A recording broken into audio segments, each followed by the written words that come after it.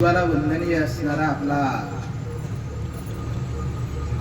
आपला राजा छत्रपती शिवरायांची जयंती आज मोठ्या थाटामाटामध्ये आणि उत्साहामध्ये फक्त महाराष्ट्र आणि भारतच नाही तर जगभरामध्ये साजरी केली जाते आहे।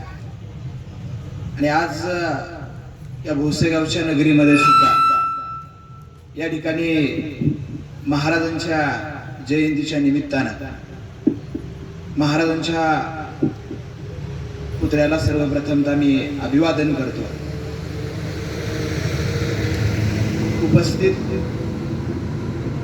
समोर बसलेल्या सर्व माता भगिनी, वडीलधारी मंडळी आणि तरुण युवक मित्र आणि बाल शिवबांच्या वरती प्रेम करणारे बाल शिवभक्त, खरं तर आजचा दिवस ज्या माऊलीच्या संस्कारामध्ये बघायला मिळतो त्या राजमाता जिजाऊ, आईचं स्वप्न, आईनं दिलेला वसा, आईनं दिलेला संस्कार आणि आईनं जो संस्कार आपल्याला दिला आहे त्या संस्कारासाठी रयतेचं आपल्या राज्याच्या निर्माण केलं तो जाणता राजा छत्रपती शिवाजी महाराज। आणि महाराजांच्या नंतर ज्या योद्ध्यानं हे राज्य सलग 9 वर्ष एकही लढाई पराभूत न होता आपल्या अंगाखांद्यावरती पेलला तो राजा शंभू राजा यांना प्रथमतः मी वंदन करतो। खरं तर छत्रपती शिवरायांची जयंती आणि ती मोठ्या प्रमाणामध्ये साजरी होत असताना नेमकं छत्रपती शिवरायांच्या आजच्या जयंतीच्या निमित्तानं समोर उपस्थित आपण सर्वजण बघितलं एका गोष्टीचा त्या ठिकाणी खूप मनापासून आनंद होतो आहे। संख्येने जरी कमी असले तर समोर बसलेल्या माझ्या माय माऊली भगिनी, माझ्या आई समान असणाऱ्या आपण सर्वजण महाराजांच्या जयंतीच्या निमित्तानं महाराज ऐकण्यासाठी या ठिकाणी आपण उपस्थित आहात। ती खरं तर छत्रपती शिवरायांची त्या ठिकाणी महाराष्ट्राला दिलेली देण आहे। छत्रपती शिवरायांच्या अगोदरचा काळ ज्यावेळेस आपण पाहायला लागतो त्यावेळेस अवस्था अशी झालेली होती, सारेच दीप कसे मंदावले आता ज्योती विजू विजू झाल्या, झड घालून प्राण घ्यावे पतंगाने असे कुठे तेज नाही, सारेच आवाज भिजले कसे खडबळून करील पडसाद जागे, या रे या जीव द्या या बाणीवर वाणी कुणाची निघत नाही, सारेच दीप कसे मंदावले आता ज्योती विजू विजू झाल्या। मोगलांचं परकीय आक्रमण त्या ठिकाणी येत होतं, आया बहिणींना त्या ठिकाणी इज्जत त्या ठिकाणी नव्हती आणि गावाच्या गाव लुटली जात होती। आणि अशा कालखंडामध्ये छत्रपती शिवरायांना स्वराज्य उभा करण्यासाठी राजमाता जिजाऊंनी त्या ठिकाणी संस्कार दिले, बाळ शिवबा रयतेचं राज्य निर्माण झालं पाहिजे आणि त्यासाठी तुला स्वराज्य निर्माण करायचं आहे। आणि विषयाची मांडणी करत असताना समोर बसलेल्या अगदी 4 स्तरातील श्रोतावर्ग समोर आहे। महाराजांचा इतिहास गेली 350 वर्षापासून आपण हा इतिहास सगळे जर ऐकतो आहोत, पाहतो आहोत। वेगवेगळ्या शिवजयंतीच्या निमित्तानं अगदी कालपासून प्रत्येकाच्या खिशामध्ये मोबाईल आहे, त्याच्यावरती महाराजांच्या इतिहासाचे वेगवेगळे दाखले, वेगवेगळी भाषणं त्या ठिकाणी आपण सगळे त्या ठिकाणी ऐकतो आहोत। मग महाराजांचा इतिहास हा नव्यानं मांडायचा कसा, महाराज नेमके काय मांडायचे आहेत, महाराजांच्या इतिहासातील कोणत्या बाजू आपल्याला या ठिकाणी मांडायच्या, त्याने आज कशा पद्धतीने आपल्याला महाराज समजले पाहिजे या अनुषंगाने थोडंसं पुढे जाण्याचा प्रयत्न जे आहे तो प्रयत्न मी करणार आहे। 3-4 मुलांनी या ठिकाणी सुंदर प्रकारची भाषणं केली, त्यांना कुठून मिळालं, कशावरचं बघून त्या ठिकाणी म्हटले, कागदावरती बघून म्हटले का, हा प्रश्न इथं नाही। मात्र महाराजांच्या जयंतीच्या निमित्तानं मला बोलायचं आहे आणि मी महाराज त्या ठिकाणी मांडणार आहे ही भावना निर्माण होणं खऱ्या अर्थाने गेल्या 4-5 वर्षापासून हे मंडळ जो प्रयत्न करत आहे त्याचं कदाचित हे फलश्रुती असावी। कीर्तनाचा कार्यक्रम तुम्ही आयोजित करता, त्याच्या माध्यमातून आध्यात्मिक कार्यक्रम लोकांना देता आणि महाराजांच्या जयंतीच्या निमित्ताने या ठिकाणी आपल्यातील मुलांना बोलायला एक व्यासपीठ मिळत आहे, हेही महाराजांचा आदर्श डोळ्यासमोर घेऊन आपण त्या ठिकाणी करत आहोत। अशा पद्धतीचा हा उपक्रम या मंडळाच्या माध्यमातून जो तो मंडळाच्या माध्यमातून त्या ठिकाणी घेतला जा। महाराज सगळ्यांना माहित आहे, छत्रपती शिवाजी महाराज कोण आहेत हे नव्यानं सांगण्याची गरज नाही। महाराष्ट्रातील कुठल्याही पोराला जाऊन विचारा, छत्रपती शिवराय म्हटल्यानंतर ते आपसुकच जय शिवाजी जय भवानीची घोषणा द्यायला त्या ठिकाणी तयार होतो। राजमाता जिजाऊ सगळ्यांना माहित आहे। छत्रपती शिवराय नेमके कोण होते, जिजाऊंचा मुलगा होता, शहाजींचा मुलगा होता, यापेक्षाही हा आमचा राजा होता, रयतेचा राजा होता। ही महाराष्ट्राच्या कानाकोपऱ्यातील कुठल्याही पोराला विचारलं तर ते पोरग त्या ठिकाणी सांगतात। मग महाराजांची जयंती आपण साजरी का करतो, महाराजांच्या जयंतीच्या निमित्तानं आपण नेमक्या कोणत्या गोष्टी समोर आणल्या पाहिजेत आणि समोर बसलेल्या लहानशा मुलांना या जयंतीच्या माध्यमातून कोणती प्रेरणा दिली पाहिजे, या उद्देशाने ह्या कार्यक्रमाचं आयोजन, नियोजन आणि संयोजन जे आहे ते संयोजन झालेलं असावं. छत्रपती शिवराय आपल्या सगळ्यांना माहित आहे. पुण्याची जहागिरी उद्ध्वस्त केल्यानंतर पुण्याच्या जहागिरीवरती त्या ठिकाणी रोवलेली पार उचलून फेकण्यासाठी राजमाता जिजाऊ बाल शिवबाला ज्यावेळेस घेऊन येतात आणि पुण्याच्या जहागिरीवरती राहायला ज्यावेळेस बाल शिवबा जिजाऊ मातेच्या बरोबर ज्यावेळेस जायला लागतो, बाल शिवबा, राजमाता जिजाऊ आणि मोजकं सैन्य त्या ठिकाणी शिवनेरीवरती जन्म झाल्यानंतर त्या ठिकाणी पुण्याच्या जहागिरीकडे जातात आणि त्या ठिकाणी गेल्यानंतर बाल शिवबा इकडे तिकडे बघायला लागतो. राजमाता जिजाऊंनी सांगितलेलं होतं की आपल्याला जहागिरी आहे आणि त्या ठिकाणी शिवबा राजा आपल्याला राहायचा आहे. शिवबाच्या मनामध्ये असतं की कुठंतरी या ठिकाणचं घर सोडून दुसऱ्या ठिकाणच्या घरी आपल्याला जायचं आहे आणि पुण्याच्या त्या जहागिरीच्या ठिकाणी आल्यानंतर बाल शिवबा इकडं तिकडं बघायला लागतो. जसं ही समोर बसलेली पोरं इकडे तिकडे बघतात तसं शिवबा बघावं लागतात की कुठं आहे आपला वाडा, कुठं आपल्याला राहायचं आहे, काय करायचं आहे. 5 मिनिटं जातात, 10 मिनिटं जातात, 1 कोस अंतर चालून जातो, 2 कोस अंतर त्या ठिकाणी चालून जातात. मात्र महाराजांना, बाल शिवबाला त्या ठिकाणी कुठंच काही दिसत नाही आणि मग त्या शिवबाच्या मनामध्ये प्रश्न निर्माण व्हायला लागतो, इथं तर काहीच दिसत नाही. आऊसाहेबांनी तर सांगितलंय आपली जहागिरी निर्माण करायचं आहे, आपलं राज्य निर्माण करायचं आहे आणि मग न राहू तो बाल शिवबा राजमाता जिजाऊंना म्हणतो की आऊसाहेब इथं वाडा कुठं आहे, आपण राहायचं कुठं. त्यावेळेस राजमाता जिजाऊंनी दिलेलं उत्तर या माझ्या माता माऊलींसाठी खूप मार्मिक आहे आणि ते मनामध्ये घेऊन आपल्या पोरांना आपण आयाबायानं घडवलं पाहिजे. राजमाता जिजाऊ शिवबा राजांना म्हणतात की राज, बाल शिवबा या ठिकाणी वाडा हेरून आपल्याला राहायचं नाही तर स्वतःचा वाडा आपल्याला स्वतः बांधायचा आहे. जोपर्यंत आपण स्वतःच्या हिमतीवरती काय मिळवणार नाही तोपर्यंत रयतेचं राज्य जे आहे ते रयतेचं राज्य त्या ठिकाणी निर्माण होणार नाही. हा बालशिवरायांच्या आयुष्यातला छोटासा प्रसंग, मात्र याच्यातून आपल्याला घ्यायचं काय या अनुषंगाने मी थोडंसं जाणार आहे. फक्त शिवचरित्र मांडायचं आणि शिवचरित्र ऐकायचं हे आपल्याला आज प्रत्येकाच्या हातामध्ये मोबाईल आहे. युट्यूब वरती आपण टाकलं तर हजारो भाषणं छत्रपती शिवरायांची त्या ठिकाणी मिळू शकतात. मात्र जो राजमाता जिजाऊंनी बाल शिवबाला जो संदेश दिला ना तो तुम्हाला आजच्या तुमच्या लहान पोरांच्या मनावरती कोरता आला पाहिजे की बाबा इथे हेरून किंवा दुसऱ्याचं जसं आहे तसं बघून तू जर करत गेला तर आयुष्यामध्ये तू त्या ठिकाणी यशाच्या शिखरावरती जातो, यशाच्या शिखरावरती पोहोचू शकणार नाही. तुला जे मिळवायचं आहे ते स्वकर्तृत्वानं मिळवावं लागेल आणि त्याच्यासाठी कष्ट करायची तयारी जी आहे ती कष्ट करायची तयारी त्या ठिकाणी ठेवावी लागेल. महाराजांचं संपूर्ण आयुष्य जर आपण बघितलं तर महाराजांना सहज कुठलंच काही मिळालं नाही. जहागिरीवरती त्या ठिकाणी आल्यानंतर रायरेश्वराच्या मंदिरामध्ये बाल सवंगड्यांच्या सोबत ज्यावेळेस महाराजांनी स्वराज्याची त्या ठिकाणी प्रतिज्ञा घेतली त्यावेळेस काय होतं महाराजांच्या जवळ, कुठली जहागिरी नव्हती, कुठला ध्वज नव्हता, कुठला झेंडा नव्हता, कोणता राजा नव्हता, कुठलं सैन्य नव्हतं. फक्त होती ती मनामध्ये जिद्द, आऊसाहेबांचं स्वप्न पूर्ण करायचं आहे आणि त्या बाल सवंगड्याला बरोबर घेऊन होता तो 70 वर्षाचा म्हातारा दादाजी नरसप्रभू आणि त्या दादाजी नरसप्रभूंना सोबत घेऊन रायरेश्वराच्या मंदिरामध्ये शपथ घेतली आणि तिथं ठरलं रयतेचं राज्य निर्माण करायचंय. सहजासहजी कुठलीच गोष्ट राजांना मिळालेली नाही. आयुष्यात महाराजांच्या जे 50 वर्षाचं आयुष्य लाभलं, बालपणापासूनचा संघर्ष महाराजांच्या वाट्याला आला म्हणून रयतेचं राज्य त्या ठिकाणी निर्माण झालं. ते आजच्या पोरांना आम्हाला सांगता लागेल बाबा सहजासहजी कुठलंच तुला मिळणार नाही, तुला पाय हलवावा लागेल, तुला चांगलं शिक्षण घ्यावं लागेल. महाराजांनी त्यांच्या काळामध्ये चांगलं शिक्षण घेतलेलं होतं, चांगले संस्कार झालेले होते म्हणून महाराज घडले. तुला सुद्धा महाराजांसारखं त्या ठिकाणी संघर्ष करून संघर्ष योद्धा म्हणून मैदानावरती रणांगणावरती त्या ठिकाणी उतरावं लागेल तर छत्रपती शिवरायांची जयंती आणि आजचा कार्यक्रम जो आहे तो कार्यक्रमाच्या मधून आपल्याला त्या ठिकाणी पुढे जात आहे. काय मिळालं महाराजांना सहज असं जे आपल्या सगळ्यांना माहित आहे. महाराजांना कुठलीच गोष्ट सहज त्या ठिकाणी साध्य झालेली नव्हती. प्रत्येक वळणावरती संघर्ष त्यांना करावा लागला. परकीयांच्या बरोबर करावा लागला, तोच संघर्ष स्वकीयांच्या बरोबरही करावा लागला. आणि आजची परिस्थिती सुद्धा वेगळी नाही. बघा आपल्याच घरामध्ये आपले शत्रू जास्त आहेत. शेजाऱ्याला आपलं चांगलं झालेलं बघवत नाही, इव्हन सख्या भावाला सुद्धा भावाचं चांगलं झालेलं बघत नाही. बदललंय काय? जावळींच्या मोऱ्यांनी त्या ठिकाणी छत्रपती शिवरायांना विरोधच केला होता ना. चंद्रराव मोरे कोणी परके नव्हते. आपल्याच स्वराज्यातील स्वकीय लोक आपल्याला त्या ठिकाणी बंड करून मोकली होती. महाराजांनी सुकियांचा पहिल्यांदा बंदोबस्त केला. जावळीच्या मोऱ्यांना अद्दल घडवली. आणि मग छत्रपती शिवरायांनी परकीयांच्याकडे त्या ठिकाणी आपला संघर्ष तो संघर्ष उडवला. आणि तीच परिस्थिती आजची आहे, ती आपल्याला कुठेतरी भेदून पुढे जाता आलं पाहिजे आणि त्या दृष्टिकोनातून आपली पावलं जी ती पावलं टाकता आलं पाहिजे. छत्रपती शिवाजी महाराज हे कुशल युद्ध प्रशासक होते हे सगळं आपल्याला माहित आहे. मात्र युद्धापेक्षाही महाराज वेगळ्या अंगाने खूप श्रेष्ठ होते. महाराजांचं शेती धोरण असेल, महाराजांचं आर्थिक धोरण असेल, महाराजांचं जल व्यवस्थापन असेल, महाराजांचं वृक्ष संवर्धनाचं धोरण असेल किंवा छत्रपती शिवरायांची मुलकी प्रशासन व्यवस्था असेल, ती मुलकी प्रशासन व्यवस्था आपल्या घरापासून आपल्याला त्या ठिकाणी बनवता आला पाहिजे. फक्त अफजल खानाचा वध आणि त्या ठिकाणी शाहिस्ते खानाची बोटं कापली हा संघर्ष महाराजांचा खूप मोठा होताच.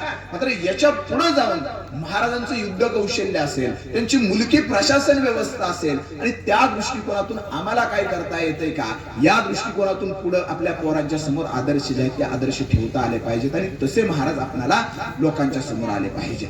महाराजांचा अष्टप्रधान मंडळ आपल्या सगळ्यांना माहित आहे. त्याच्यातली एकच फक्त हंबीरराव मामा सरनौबत होते, सरसेनापती होते. मात्र राहिलेले 7 जण हे मुलकी प्रशासनाची व्यवस्था करणारे होते. न्याय व्यवस्था असेल, पेशवा असेल, मुजुमदार असेल, न्यायाधीश असेल, कारखानीस असेल, सबनीस असेल, राज्याचा सचिव असेल, परराष्ट्र व्यवहार करण्यासाठी परराष्ट्र मंत्री असेल, ही सगळी व्यवस्था जी आहे ती सगळी व्यवस्था महाराजांची त्या ठिकाणी तयार होती आणि म्हणून स्वराज्य त्या ठिकाणी निर्माण झालं, सुराज्य त्या ठिकाणी निर्माण झालं. महाराजांनी स्त्रियांचा आदर केला. आताच तनुजा त्या ठिकाणी बोलत होती, त्यावेळेस मी बसून ऐकत होतो. तिने जी त्या ठिकाणी उदाहरण दिलं शाहिस्ते खानाच्या स्वारीचं, खूप छान उदाहरण होतं. आणि खापी खानानं त्याच्या बकरीमध्ये हे वर्णन तनुजा त्या ठिकाणी करून ठेवलंय की शाहिस्ते खानाला त्याची बहीण पळत येऊन ज्यावेळेस सांगते आणि म्हणते की छत्रपती शिवरायांच्या सैन्यामध्ये आपली एक बहीण आहे ती तावडीमध्ये सापडलेली आहे, बेगम तावडीमध्ये सापडली आहे. त्यावेळेस शाहिस्ते खान म्हणतो तू निर्धास्त राहा. आणि खापी खान लिहितो चांद पर तो कोई भी दया पर एक कविता लिखेगा, पण महाराजांचं कर्तृत्व एवढं मोठं आहे, चांद पर दाग हो सकता है लेकिन छत्रपती शिवराय के चरित्र पर एक भी दाग अभी तक नहीं आए. ऐसा या जगाच्या विश्वाच्या पाठीवरती असणारा एकमेव राजा माझा छत्रपती शिवराय होता. आणि मग हा छत्रपती शिवरायांचा आदर्श समोर असताना तर घरातील स्त्रीची, घरातील आईची, घरातील बहिणीची जर आपण त्या ठिकाणी मान सन्मान ठेवू शकत नसेल तर मग महाराजांची जयंती आपण कुठे साजरी केली. पंढरपुरावरून आता त्या ठिकाणी कार्यक्रमासाठी येत असताना मी पाहिलं की महाराजांच्या जयंतीचा उत्साह अगदी शिगेला पोहोचलेला होता. डॉल्बीवरची त्या ठिकाणी मिरवणूक चालू होती. मात्र आपली नाणी जोपर्यंत ही खणखणीत आपण करणार नाहीत ना तोपर्यंत काही होणार नाही. मग महाराजांचा आदर्श आपल्या समोर नुसता ठेवून उपयोग होणार नाही. घरातील नाणं आणि मग आपलं नाणं आता काय आहे. माझ्या समोर या ठिकाणी काही ज्येष्ठ मंडळी बसलेले आहेत, या बाजूला माता भगिनी बसल्या आहेत आणि आपलं नाणं काय आहे. घरामध्ये तिजोरीमध्ये कपाटामध्ये किती लाखाच्या थैल्या आपण लावलेत, कोण आपलं त्या ठिकाणी बघायला येत नाही. मात्र आपलं पोरग काय करतं, तुमचा मुलगा तुम्ही कसा घडवताय ही तुमची खरी संपत्ती असते. आणि राजमाता जिजाऊंची खरी संपत्ती बाल शिवबा होता. शिवबाला चांगलं घडवलं म्हणून फक्त राजमाता जिजाऊंचं स्वप्न पूर्ण झालं नाही तर अखंड महाराष्ट्राचं स्वप्न पूर्ण झालेलं होतं. मात्र ही पोरं आपण नेमकी कशी घडवतोय. आणि जोपर्यंत आपली नाणी खणखणीत होत नाहीत तोपर्यंत आपलं काही खणखणीत होत नाही. यासाठी एक उदाहरण जे आहे ते उदाहरण मी आवर्जून प्रत्येक वेळेस सांगतो की आपलं नाणं खणखणीत नसेल, आपलं नाणं जर खोटं असेल ना, आपल्या नाण्याला जर आपण खरं नाही बनवलं तर आपल्याला फळं सुद्धा चांगली चाकायला मिळणार नाही. बघा, पोरावरती चांगले संस्कार जर नाही केले तर मोठं झाल्यानंतर पोरग काय होतं याचं उदाहरण गेल्या 2 वर्षापूर्वी सोलापुरात घडलेली घटना आपल्या सगळ्यांना माहित आहे का नाही माहित नाही. मात्र आईनं त्या ठिकाणी गुटक्यासाठी 20 रुपये दिले नाहीत म्हणून आईच्या डोक्यावरती फळी घालून आईला त्या ठिकाणी मारणारा पोरगा जर जन्माला येत असेल तर ती नाणं कुठल्या दिशेने चाललेला याचा विचार करण्याची गरज ही आहे. मग ही नाणी खणखणीत कशी करायची. मी उदाहरण तुम्हाला सांगत होतो की असाच एके दिवशी पंढरपूरवरून पुण्याचा प्रवास जो आहे तो पुण्याचा प्रवास सुरू होता आणि पुण्याला जात असताना आता सध्या एसट्या बंद आहेत. एसटीचा संप आपल्याला सुरू आहे. गेल्या 3-4 महिन्यापासून महाराष्ट्राची लालपरी जाग्यावरती थांबलेले आहे. कामगारांचे प्रश्न आहेत, राज्य सरकारचं विलिनीकरण आहे, सगळ्या राजकारणामध्ये आपल्याला पडायचं नाही. मात्र एसटीचा प्रवास होता पंढरपूरमध्ये गर्दी थोडीशी कमी होती, त्यामुळे मस्तपैकी एसटी मध्ये बसलो. आणि आपल्याला माहित आहे एसटी म्हणजे आपली जहागीरदारी, सर्वसामान्य लोकांची जहागीरदारी असते. स्टँड वरती गेल्यानंतर कितीही गर्दी असू द्या, मात्र एसटी मध्ये या ठिकाणी पेपर टाकून किंवा रुमाल टाकून पकडलेली सीट, त्याच्यावरती दुसऱ्या कोणाच्या बापाला आपण बसू देत नाही. का तर रुमाल टाकून ती पकडलेली माझी सीट आहे आपण म्हणतो, अधिकाराने सांगतो. मात्र एसटी मध्ये गर्दी काही नव्हती. एसटी सुरू झाली, एसटी मध्ये बसलो. पुण्याचा प्रवास होता. थोडस जसं जसं पुढे गेलं, वेळापूर आलं, माळशिरस आलं, प्रवासी त्या ठिकाणी वाढत गेले. फलटणला गेलो. फलटण मध्ये गेल्यानंतर आणखी प्रवासी वाढत गेले. आणि प्रवासी वाढत गेल्यानंतर त्या ठिकाणी एसटी पूर्ण भरली. तोपर्यंत अगदी आईस पाईस एकटाच बसले होतो सीटवरती. का तर महाराष्ट्र शासन आपली जहागीरदार आहे. प्रत्येकाला शासन आपल्यासाठी असते. आणि त्या एसटीच्या सीटवरती बसून मात्र सगळी सीट बघितली तर सगळी भरलेली होती. एक चांगला सुटापुटातला माणूस त्या ठिकाणी आला आणि तो त्या ठिकाणी बसायला त्या ठिकाणी जागा मागितली. म्हणला अहो पलीकडे सरता का. शिकलेला होता, सूट बूट घातलेला होता, टाय त्यानं घातलेली होती. आता जागा कुठंच शिल्लक राहिली नाही म्हणल्यानंतर जागा देणं भाग होतं. त्या माणसाला जागा दिली बसायला. एसटी परत सुरू झाली आणि फलटण पासून पुढे गेल्यानंतर लोणंद झालं. लोणंद नंतर जेजुरी आले आणि जेजुरीमध्ये गेल्यानंतर एसटी थोडीशी त्या ठिकाणी थांबली. आणि थांबल्यानंतर एसटी थांबल्यानंतर जी फेरीवाले असतात त्यांच्या फेऱ्या एसटीच्या कडून सुरू झाल्या. ड्रायव्हर कंडक्टर त्या ठिकाणी चहा नाश्ता करायला गेलेले होते. आणि मग त्या एसटीच्या कडनं फिरता फिरता एक पोरग जे आहे ते जोर जोरानं मोठमोठ्यानं त्या ठिकाणी म्हणत होतं की गोड बोरं घ्या, आंबट बोरं घ्या, 5 रुपयाला बोरं. गोड बोरं घ्या, आंबट बोरं घ्या, 5 रुपयाला बोरं. 2 फेऱ्या झाल्या आणि 2 फेऱ्या झाल्यानंतर ते पोरग एसटी मध्ये चाललं. गोड बोरं घ्या, आंबट बोरं घ्या, 5 रुपयाला बोरं. गोड बोरं घ्या, आंबट बोरं घ्या, 5 रुपयाला बोरं. त्याचं चाललेलं होतं. आता तो सुटापुटातला माणूस आपल्याला काय रानामध्ये कुठेही गेलं. मीही काय खूप मोठ्या खेडेगावातला नाही, अगदी भोसऱ्यापेक्षाही लहान असलेलं माझं खेडेगाव आहे. आणि रानामाळातनं उजनीच्या कॅनॉलच्या कडनं जर आपण फिरायला गेलो तर आंबट बोरं, झाडाची बोरं पाडून खायला जो आनंद असतो तो विकत घेतलेल्या 5 रुपयाच्या बोरात तो कसला. दगड घ्यायचा, बोरीला मारायचा, 4 पडलेली बोरं घ्यायची आणि खिशात घालायची. आणि ती चिट्टी बोरं पोरांना माहित असतील, खाल्ली असतील तर तो खायचा जो आनंद असतो तो आनंद त्या विकतच्या बोरात कधी येत नाही. मात्र तो पोरग ओरडत होतो गोड बोरं घ्या, आंबट बोरं घ्या, 5 रुपयाला बोरं. ते पोरग पुढच्याकडे होतं तोपर्यंत त्यानं त्या पोराला हाक मारली. सुशिक्षित होता. खिशातून नोट काढली 5 रुपयाची, पोराच्या हातामध्ये दिली. पोराने ती घेतली, खिशात घातली आणि ती बोरं त्याला खायला दिली. ते पोरग पाठीमाग विकायला बोरं गेलं. यानं बोरं खायला सुरुवात केली. 2-3 बोरं त्यानं खाल्ली. तोपर्यंत पोरग परत मागायला आलं. काय शेठ आणखी बोरं घेणार का तुम्ही. तुम्हाला नको, बास एकच एवढं बास झालं. आणि ते पोरग एसटी मधून खाली उतरलं. कंडक्टर ड्रायव्हर त्यांचं काम आहे ते उरकून आले. एसटी मध्ये बसले. डबल बेल झाली आणि एसटी परत पुढे सुरू झाली. मी माझा बसलो होतो, तो तिकडे बसला होता. फलटणला बसल्यापासून जेजुरी पर्यंत एक अक्षरही तो माणूस बोललेला होता. आपण आपलं गावठी, तो सुटापुटातला माणूस. आणि मग थोडस अंतर पुढे घेऊन झाल्यानंतर 2-3 बोरं आणखी त्यानं खाल्ली. आणि आणखी 2-3 बोरं खाल्ल्यानंतर तो मला म्हणला अहो खाणार का बोरं. मी थोडासा आश्चर्यचकित झालो. म्हणलं फलटण पासून जेजुरी पर्यंत अगदी मला खेटून बसायला याला लाज वाटणारा हा माणूस साहेबी थाटातला. आणि अचानक याला काय झालं की पैसे देऊन दिलेली बोरं खायला मला तो आग्रह करायला लागला. मीही पहिल्यांदा म्हणलं नको, काय करायचं नाही, घ्यावं म्हणलं अगदी आग्रहाने. शेवटी आग्रह आपण मोडत नाही. गावाकडची माणसं, एखाद्यानं कितीही पोट भरलेला असू द्या, पाहुण्यानं थोडा जर आग्रह केला तर 2 चतकोर खावा म्हणल्यानंतर बरं ठीक आहे द्या म्हणतो आपण. मी म्हणलं ठीक आहे द्या, पण थोडीच द्या. एक 2-3 बोरं हातामध्ये घेतली. त्याच्यातून एकच बोर तोंडामध्ये टाकलं. अर्ध खाल्लं आणि अर्ध आहे तसं बाहेर काढलं. का अर्ध बाहेर काढला असेल तुम्हाला माहित आहे. ती इतकं आंबट इतकं आंबट ते बोर होतं. मग मी थोडस मग आता त्याला बोलायला लागलो. का म्हणलं ते पोरानं बोरं आपल्याला दिली, आपल्यापासून परत पोरग महागारी गेलं. त्यावेळेस तुम्ही तर 2 बोरं खाऊन बघितली होती. इतकी बोरं आंबट होती. महागारी जाताना त्या पोराला काय म्हणला नाही तुम्ही, त्या आंबट बोर आहे तू फसवला आम्हाला, 5 रुपयाची गोड बोरं घ्या, आंबट बोरं घ्या. तरी म्हणलं मी तुम्हाला सांगणार होतो पण तुम्ही माझ्याशी बोललाच नाही. ते पोरग तुम्हाला फसवत्या. गोड बोरं ना आंबट बोरं अशी 2 प्रकारची बोरं कुठे एकाच ह्याच्यात असते का. गोड बी लागते ना आंबट बी लागते. एकतर गोड असायला पाहिजे नाहीतर आंबट असायला पाहिजे. पण तुम्ही बोलला नाही. मग फुकट सल्ला द्यायची काय गरज आहे. कुठे तुमचं होऊ द्या. आपल्याकडे ग्रामीण भागात हेच असतं. एखाद्या शेजारचं काही डबऱ्यात चाललं त्याने जर काय नाही विचारलं ठीक आहे जाऊ दे डबऱ्यात गेल्यावर सांगा हा कसा काय पडला डबऱ्यात तू. तसं म्हणलं ठीक आहे पण मला सांगा तुम्ही काय त्याला म्हणला नाही. ती मला जाऊ द्या 5 रुपयाची तर गोष्ट आहे, कुठलाही मोठा खजिना त्या ठिकाणी दिला आपण, जाऊ द्या कसली तर बोरं दिलेत ना. म्हणलं नाही ना, सांगायला पाहिजे तुम्ही का म्हणला नाही तसं. ती मला जाऊ द्या, काय करायचंय तुम्हाला, जाऊया. अहो सांगायला पाहिजे म्हणलं, तरी बी काय सांग नाही मला, नाही जाऊ द्या काय 5 रुपये देऊ. अहो नाही, तुमच्यासाठी 5 रुपये किरकोळ असतील व या बारक्या पोरांना विचारा, सकाळ सकाळ शाळेत जाताना 5 रुपयाचा ठोकळा किंवा 5 रुपयाची नोट जर वडिलांनी खिशात हात घालून हट्ट करून दिली तर त्याचा आनंद काय असतो की नाही. 5 रुपये दिल्यावर चॉकलेट खायला असते ना. जसं म्हणलं तुम्हाला नसेल किंमत, पण आम्ही गावाकडची पोरं 5 रुपये लई किंमत त्याची आमच्या काळात. ती म्हणला तरी बी सांगा, तरी बी काय सांगणार. हो का म्हणलं, ही जागा मी धरली होती पंढरपूर पासून. एकतर आम्ही तुम्हाला पंढरपूरकडे दिसतोय, विठ्ठलाच्या नगरीतून आलोय म्हणून तुम्हाला वाटत असेल लय विठ्ठलासारखी शांत असतेली, गरीबाचा देव विठ्ठल आमचा. पण ही जागा मी दिली तुम्हाला, तिथनं उठायचं आहे का सांगायचं. मग ती थोडस मला बरं ठीक आहे सांगतो.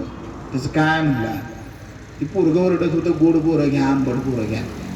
ठीक आहे म्हणलं, हे ऐकलंय मी आपल्या खिशातनं 5 रुपये काढलं. हा बरोबर आहे म्हणलं, त्या पोराच्या हातात दिलं, त्यानं ते 5 रुपये घेतलं, खिशात घातलं, बोरं दिली. हा म्हणलं जाऊ दे म्हणला, काय करायचं. अहो म्हणलं का तुम्ही विचारलंय सांगा. मला त्याचं काय म्हणला, ती 5 रुपयाची नोट होती ना, त्या 5 रुपयाच्या नोटीवर गांधी बाबांना होता म्हणला, ती नोट खोटी होती म्हणला. काय करायचं, खोट्या नोटेची खोटी बोरं आपल्याला त्या ठिकाणी खायला मिळाली. मी जर म्हणलं असतं त्या पोराला ही बोरं आंबट आहे ती, तर त्या पोरानं नोट काढून बघितली असती आणि आपण दिलेली नोट खोटी होती, मग बोरं कशी आपल्याला चांगली मिळायची. म्हणून म्हणलं जाऊ द्या, कसली का बोरं असं नाही, खायला मिळाली ना, आंबट असू नाही तर गोड असू, ती आपली खाऊन घेतली. मला सांगायचं तुम्हाला काय, की आपलं नाणं खणखणीत नसेल ना, तर आपल्याला चांगलं कधी काय मिळत. त्या माणसाने दिलेली नोट खोटी होती, त्याला मिळालेली बोरं सुद्धा आंबट होती. ही पोरं जोपर्यंत तुम्ही खणखणीत विचारानं मेंदूला त्यांच्या बनवणार नाहीत ना, भविष्यात त्यांच्याकडून आपल्याला खणखणीत काय मिळणार नाही. आणि ह्या पोरांचं भविष्य, ह्या पोरांचं नाणं सर आपल्याला खणखणीत बनवायचं असेल तर फक्त छत्रपती शिवराय आणि छत्रपती शिवाजी महाराज की जय एवढं पोरांना शिकवून चालणार आहे. तर महाराजांचा खरा आदर्श या पोरांच्या समोर ठेवावा लागेल. आणि तो खरा आदर्श होता तो म्हणजे कितीही संकट महाराजांच्या वरती आली, कितीही कठीण परिस्थिती आली, तर माझा राजा हा सुपारीच्या खंडाच्या सुद्धा व्यसनाच्या आहारी गेलेला नव्हता. हा छत्रपती शिवरायांचा आदर्श ह्या पोरांना आजच्या काळामध्ये आपल्याला सांगता आला पाहिजे. अफजल खानाचं संकट महाराजांच्या वरती आलं, एवढं मोठं बलाढ्य सैन्य अफजल खान घेऊन आलेला होता, मात्र महाराज कधी एका सेकंदासाठी विचलित झालेले नाही. उदय भानाने या ठिकाणी कोंढाण्यावरती त्या ठिकाणी कोंढाणा घेतलेला होता, मात्र महाराज कधी विचलित झाले नाहीत. पन्हाळ्यावरती या ठिकाणी सिद्धीचा वेढा पडला होता, मात्र वेड्यातून बाहेर पडेपर्यंत महाराज एका सेकंदासाठी सुद्धा कधी विचलित झाले नाहीत. जेवढी संकट आली, प्रत्येक संकटात आला विचारपूर्वक तोंड दिलं, आणि म्हणून महाराज आहे, आणि म्हणून छत्रपती शिवराय हे स्वराज्य घडवू शकले. पन्हाळ्याचा वेढा आपल्या सगळ्यांना माहित आहे. जो शिवाकाशीत न्हावी होता तो महाराज म्हणून भेटायला जायला मिळतोय का म्हणून हसत हसत मरणासाठी सामोरा गेला. हा शिवाजी आपल्याला सगळ्यांना माहित आहे, शिवाकाशीत सगळ्यांना माहित आहे. घोडखिंडीची पावनखिंड बाजी प्रभूंनी केली हे सगळ्यांना माहित आहे. मात्र बाजी प्रभूंच्या बरोबर सुद्धा लढायला जे 250 मावळे होते, आणि महाराजांना विशाळगडाच्या त्या पायथ्यापर्यंत आणि विशाळगडापर्यंत पोहोचवण्यासाठी ज्यांनी जीवाचा कोट केला, तो कोयाजी बांदल आम्ही कधी पोरांना सांगितलं नाही. फक्त बाजी प्रभू आम्हाला माहित आहे. बाजी प्रभूचा पराक्रम श्रेष्ठच आहे, मात्र बाजींच्या बरोबर लढणारे 250 बांदलांचे मावळे त्या ठिकाणी स्वामीसाठी जीव द्यायला तयार होते. म्हणून घोडखिंडीमध्ये छत्रपती शिवरायांना त्या ठिकाणी पाठलाग करणाऱ्या सिद्धीच्या सैन्याला त्या ठिकाणी बाजी प्रभू रोखू शकले, आणि छत्रपती शिवबा विशाळगडावरती त्या ठिकाणी सुखरूपपणे पोहोचू शकले. तो कोयाजी बांदल सुद्धा आमच्या पोरांपर्यंत त्या ठिकाणी पोहोचवता आला पाहिजे. घोडखिंडीची पावनखिंड करत असताना रंगपंचमीला आपण जेवढ्या रंगाच्या पिचकाऱ्या उडवत नाही, तेवढ्या मावळ्यांच्या रक्ताच्या पिचकाऱ्या त्या ठिकाणी उडल्या होत्या, आणि मग महाराज सुखरूप पोचलेले होते. ही स्वामीनिष्ठा, ही देशभक्ती, ही स्वराज्याची निष्ठा आमच्या पोरांच्या मनामध्ये आली पाहिजे, आणि ती येण्यासाठी आई तितकी तत्पर असले पाहिजे. रामायणाच्या महाभारताच्या गोष्टींच्या बरोबरच ही शिवरायांची स्वामीनिष्ठा या पोरांच्या काळजावरती माता भगिनींनी जर घडवली, तर उद्याचं भारताचं, महाराष्ट्राचं, गावाचं आणि तुमच्या कुटुंबाचं जे भवितव्य आहे ते भवितव्य उज्ज्वल झाल्याशिवाय राहणार. काय असते स्वामीनिष्ठा? मान सन्मानाच्या गोष्टी आपण करतो, प्रत्येकाला वाटतं एक गोष्ट खरं तर मला आवर्जून या मंडळींची तुमच्या मंडळाचं त्या ठिकाणी खूप पटलेलं आहे. कोणी मोठा नाही, महाराज फक्त मोठे. सगळे महाराजांच्या समोर त्या ठिकाणी आलेल्या प्रत्येक जण त्या ठिकाणी खाली बसला. ही एक वाक्यता आणण्याचं काम सुद्धा छत्रपती शिवरायांनी 350 वर्षापूर्वी केलेलं होतं. महाराजांच्या जवळ कुठल्या जातीचा आहे, माझ्या जवळचा आहे, पाहुणा आहे, रावळा आहे, गवळा आहे म्हणून कोणी जवळ नव्हतं. हंबीरराव त्या ठिकाणी आपल्या बायकोचा भाव आहे म्हणून महाराजांनी सेनापती केलेलं नव्हतं. हंबीररावांचं कर्तृत्व तितकं श्रेष्ठ होतं. महाराजांनी साधा भीमा लोहार आपल्याला माहित आहे का नाही मला माहित नाही. जी युद्धशाळा आपण म्हणतो, शस्त्रास्त्र तयार जिथे केली जातात, तलवारी भात जिथे तयार केलेले होते, त्या युद्धशाळेचा प्रमुख होता भीमा लोहार. महाराजांनी कसा ओळखला? त्यावेळेस लांडगे ज्या रानामध्ये आपण म्हणतो शेळीवरती हल्ला करणारा लांडगा, ह्या लांडग्याने त्या ठिकाणी उन्माद मानला होता आणि महाराजांनी एक बक्षीस जाहीर केलं होतं की लांडगा मारायचा आणि त्याची शेपटी कापून घेऊन यायची. जो शेपटी कापून घेऊन येईल त्याला सोन्याचं कडं बक्षीस द्यायचं. एका रात्रीमध्ये भीमानं 3 लांडगे मारलेले होते आणि 3 शेपट्या घेऊन भीमा महाराजांना भेटायला आला आणि महाराज म्हणले, कोण रे तू? तो म्हणला, शेजारच्या गावात राहतो, भीमा लोहार माझं नाव. 3 शेपट्या आणल्यात. महाराजांना 3 कडी दिली आणि हे कसं शक्य झालं? भीमाने एक तलवारीचं पातक आणलं आणि महाराजांना दाखवलं. महाराजांनी निरपून बघितलं आणि सांगितलं, जशा त्या ठिकाणी शेपट्या कापण्यासाठी त्या ठिकाणी तलवारी बनवतो, स्वराज्याच्या मावळ्यांसाठी तलवारी बनवशील का? आणि त्या क्षणापासून भीमा लोहाराला युद्धशाळेचा, युद्धाची शस्त्रास्त्र बनवणाऱ्या त्या युद्धशाळेचा प्रमुख हा भीमा लोहार जो आहे तो भीमा लोहार झालेला होता. आणि गवताच्या भाऱ्यामध्ये तलवारी रोखून किल्ल्यावरती स्वारी करून भीमानं महाराजांना किल्ला मिळवून दिला होता. ही गुणग्राहकता महाराजांच्या जवळ होती म्हणून छत्रपती शिवराय स्वराज्य जे आहे ते स्वराज्य निर्माण करू शकले. आणि ही गुणग्राहकता ही आपल्याला आज कुठेतरी ओळखता आले पाहिजे. मात्र आज आपलं प्रत्येकाला वाटतंय माझा पोरगा शिवबाज झाला पाहिजे, आजचा शिवबा म्हणजे माझं पोरग कलेक्टरच झालं पाहिजे आणि तो अतिरिक्त ताण पोराच्या डोक्यावरती त्या ठिकाणी आणतो. राजमाता जिजाऊ तर महाराजांना किंवा संभाजी राजांना म्हणाल्या असत्या की तुम्ही फक्त उत्तम युद्धकर्ते झाला असता तर स्वराज्य नसतं उभा राहिलं. आणि म्हणून फक्त कलेक्टरच झाला पाहिजे पोरगा असा आग्रह जर माता भगिनीला आपण धरत असाल तर मग महाराजांच्या समोर बसून जयंती साजरी केलेली त्या ठिकाणी कोणतंही सार्थक जे ते सार्थक त्या ठिकाणी होणार नाही. आपल्या पोराकडे कोणता गुण आहे तो आपल्याला ओळखता आला पाहिजे. ज्याला चांगलं गाता येतं त्याला गाणं म्हणायला प्रोत्साहन दिलं पाहिजे. ज्याला चांगलं नाचता येतं त्याला नाचण्याला प्रोत्साहन दिलं पाहिजे. ज्याला भाषण चांगलं करता येतं त्याला भाषण चांगलं करायला हवा. जो शेतीमध्ये चांगलं करतो त्याला शेती चांगली करायला हवा. छत्रपती शिवराय म्हणजे फक्त माणूस नाही. विष्णू शास्त्री चिपळूणकर एका ठिकाणी खूप सुंदर म्हणतात की छत्रपती शिवराय मी मराठी भाषेचा शिवाजी आहे. म्हणजे छत्रपती शिवराय नाव नाही तर हे सर्वोच्चतेचं प्रतीक आहे ना. आपल्या पोराला ज्या क्षेत्रात तू काम करतोय ना, जिथं आपण आहे तिथला शिवाजी बनायला सांगा. उद्योग करायचा आहे ना, उद्योगातला टॉप वन व्हायचा प्रयत्न करा. तुम्हाला भाषण करायचं भाषणातला सर्वश्रेष्ठ व्हा. शेती करायचं ना, शेतीतला सर्वोत्कृष्ट शेतकरी व्हा.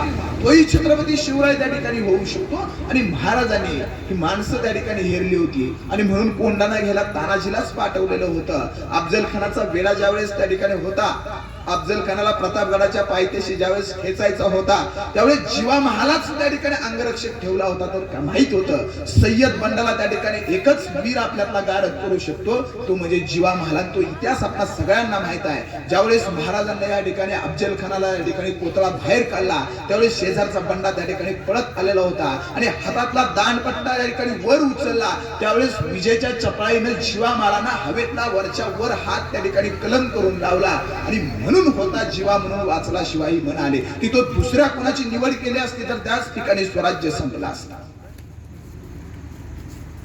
औरंगजेबाच्या त्या ठिकाणी तावडीतून ज्यावेळेस त्या ठिकाणी आग्र्यातून सुटका करायची होती त्यावेळेस वापरलेली त्यांची कल्पना असेल. हा सगळा इतिहास आम्हाला तोंडपाठ असतो मात्र पोरांच्या पर्यंत आम्ही तो पोहोचवत नाही. आणि तो पोहोचवत असताना आई त्या ठिकाणी गल्लत करायला लागते. अशी ही जी तुमची पोर आहेत ना, आता बघा तुम्ही इंग्लिश मीडियमची शाळा त्यांना पाठवायचं हे सगळं आलेलं आहे.